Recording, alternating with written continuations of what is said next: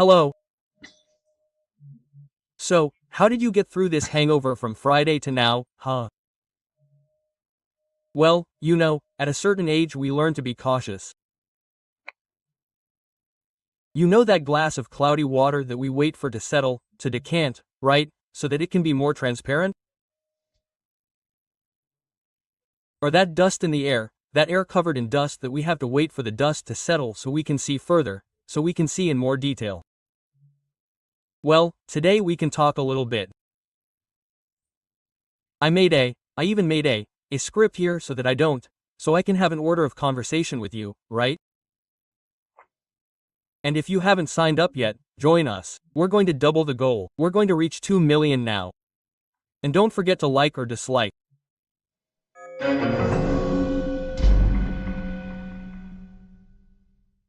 Well, let's start on Friday morning, right?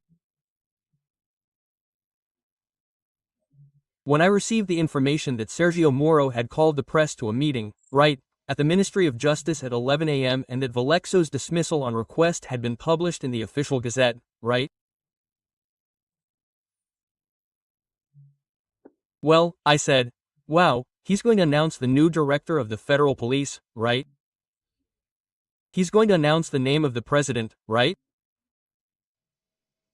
Or the president's name or his name, which one or the other agreed upon, right? But it wasn't inside the Ministry of Justice building. In the conference room, the Minister of Justice starts making accusations against the President of the Republic, his boss, inside the Ministry of Justice. It was strange, right? But then he read it. I made a little summary here. You already know. You already know everything, but I made a little summary here, right?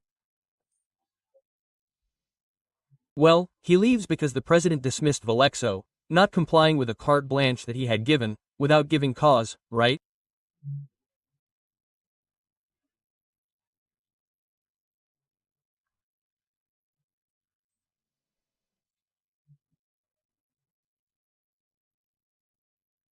Well, he wanted someone who could pass on information to him over the phone, that this violates impartiality. It's there in Article 37 of the Constitution, that public service must have impartiality, that this leads to politicizing the police, that it is a state police force, not a government police force, right? Service of the law, right? That the president was proposing improper relationships, right? And that Alexo did not request dismissal, that he was not consulted, right?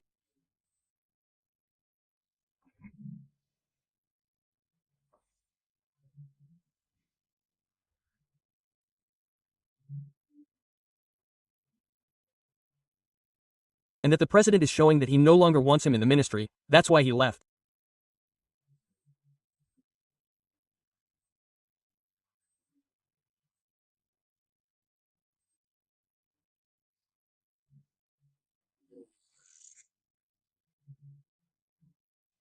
Well, that was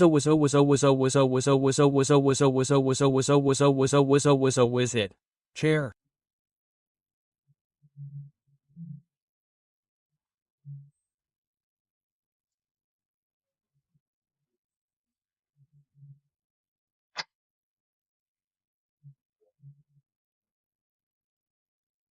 That's right. Well, that's okay. That's what the Attorney General Ars immediately did. He filed a petition with the Supreme Court to open an investigation without hearing the counterpoint, right? Without hearing the other side. And the other side had scheduled a speech for 5 p.m., right? Well, it was that thing full of people there, and now how many accusations and such. Well, here comes 5 p.m. Bolsonaro enters. For 17 minutes he kept talking about things that I already knew were not of interest to me, right? Those minor things, but he was talking to his electorate. Then he starts to respond to Moro more directly. Then he said, right, that Valexo in a video conference told the 27 superintendents that he was going to leave, right? Well, that he had already spoken to Moro, had just spoken to Moro, that it was time to remove them, right? And they discussed names. So Moro has to be my name. Then the president said, why not mine? I'm the boss, right? Or why not both of our names, or why not draw names, right? Well, who needed someone to provide intelligence information, right? Obviously, if there's ABIM, if there's an armed forces, if there's an intelligence service, it's to provide information to the president so he can run the country, right? So he's not caught off guard, right? Well, the federal police can't provide information about investigations to the President of the Republic, because it's controlled by the public prosecutor's office, by the justice system, and only opens inquiries or conducts investigations at the request of the justice system, right? So, that doesn't even exist. And the boss and the superintendent are administrators, not investigators. Well, but that's another thing, right? Then he said, I want someone I can talk to. I never asked to protect my family, right? And, regarding that speech about the president no longer wanting him and so on, the president says, look, really, in the last ministerial meeting, I called his attention to the fact that he was silent about putting handcuffs on that lady in Araraquara, in the square, about putting handcuffs on women and children on the beach in Rio de Janeiro, about putting handcuffs on that businessman in Teresina, right? And the minister is from Justice and Public Security and did not speak out. He said that Moro remained silent. Well, and he said that he had consulted Valexo, had spoken to him the night before and said, can I put there that you requested dismissal? You can, and then he put it there, right? Moro did not sign this, nor does the law need to be there saying that it is the exclusive jurisdiction of the President of the Republic, but normally, right, the minister signs, right, who is the direct superior of the person who is being fired, right? It is also not customary for a minister to call the press to his own ministry to resign. In general, he goes to the president, resigns, and when he leaves he says, look, I resigned, right? More or less like that. And the president also said that what Moro had said, keep me in office until November and then appoint me to the Supreme Court.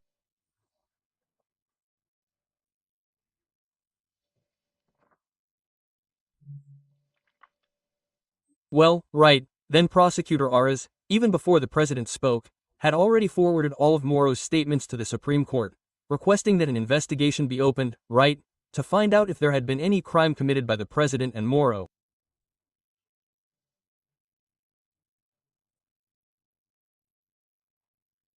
On Moro's part, it would be false accusation. On the president's part, it would be administrative advocacy, coercion during the course of proceedings, ideological falsehood, obstruction of justice, privileged passive corruption, right? It was done in such a hurry that I wrote it down here, right? Look at the sentence, see? That he didn't review it, right? The extent of the episodes narrated, especially the highlighted excerpts, reveals the statement of a minister of state about acts that would reveal the practice of illicit acts, right? And so on. Well, and it was in such a hurry that he mentioned obstruction of justice, Article 1, Paragraph 2 of Law 12,850. In fact, Article 2, Paragraph 1, is the opposite, but anyway, he sent it to the Supreme Court. This Monday, Celso de Mello will have to say whether he accepts it or not. At the Supreme Court we know that Gilmar, Tofo, Lewandowski are waiting to get revenge on Moro, right? And it could backfire, or maybe that was Aras' intention. He left the slanderous accusation aside, he will have to prove it. Well, but then at night two prints appear on the news that changed. Look, Sergio Moro, there's only praise for his work in Lava Jato, his courage, his patriotism. But these two prints are there, they are there. I went to Carla Zambelli's wedding and the minister was there, with Minister Moro as the best man. It was a beautiful ceremony. Then Carla Zambelli sent him a message. Wow, accept Alexandre Garcia as Vallecho's replacement, and I promise to help you push for your appointment to the Supreme Court. Then he replied, I'm not for sale, right? Yes. And he published the conversation with your wedding partner. Publish it, right? And he also published conversations with his boss, with the President of the Republic. The President said, "Look, the federal police is on the trail of 10 or 12 Bolsonaro supporters, deputies, right? That story of the march, of who encouraged the march and so on, the march calling for the closure of the Supreme Court, the closure of Congress, right? That was already called for in Lula's time, in Dilma's time, in Fernando Henrique's time, in everyone's time, until something is done, that's not a crime, right? It's the right to an opinion, the right to demonstrate. But that's another thing." But he also published the conversation with the President. Imagine if you leave a company and you start publishing your conversations with your manager, with the owner of the company. That didn't go down well. Then, it got ugly. I remember when I was the social director of the Cachoeirense Student Union, I wrote a letter resigning to upset everyone. They called the assembly and the president, because I disagreed with the scheduling of a dance meeting at a certain club. The president scheduled it at another club, the president taught me a lesson, I left devastated, right? Because I was trying to show off, but I was 15 years old. When you're 15, you do these things. Well, what about impeachment, right, people? Impeachment always has to have the people, for or against. The people have to decide. You see that Django was overthrown, but first the people came to overthrow João Guiul's. People took to the streets. When João Quadros resigned, expecting the people to come, the people didn't come and the resignation stuck. Color called the people green and yellow, the people came in mourning and he fell, right? Dilma, the same thing, right? The people took to the streets and Dilma fell, right? The people who took to the streets weren't enough to remove Fernando Henrique, or to remove Lula at times, even though they shouted out FHC and out Lula. So there have to be people. And today there were people on the esplanade. They filled the esplanade, right, with honking, with cars, right, to show Congress, the Supreme Court, look, we're here. Well, right, as for the left, what is the left going to do, right? The left is weakened, very weakened, after Lava Jato, right? And the left is in a dead end. Or you say that Moro is perfect, so the judge who sentenced Lula and the PT treasurers are perfect, right? Or you say that it's great that Moro came, right? So the left doesn't have much to go on either, right? The centrists are happy with Moro's departure, because they didn't like Moro, so much so that they disfigured the anti-crime package, right? And they've been talking to each other for the last week, it was a conversation between centrists and the president, right? Rodrigo Maia doesn't like Moro either, right? And Rodrigo Maia, if Celso de Mello moves forward, Rodrigo Maia is right, and there's also a request that Rodrigo Maia has to examine the impeachment requests, right? Things are kind of at a standstill there.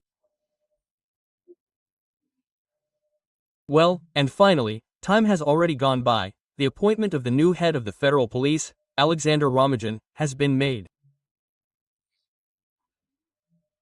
He was the head of security, he was in charge of President Bolsonaro's security, right? And Jorge Oliveira, who also works at the Planalto Palace, was recently a minister, general secretary. Jorge Oliveira is the new Minister of Justice. Since there is almost no opposition anymore, the opposition is the media. But the media may be made up of very young people, right?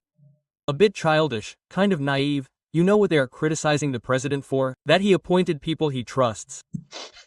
That doesn't work, right? So, he appointed people close to him. Whoever he appointed. Someone he doesn't trust, someone who is distant, right? He appointed people he trusts.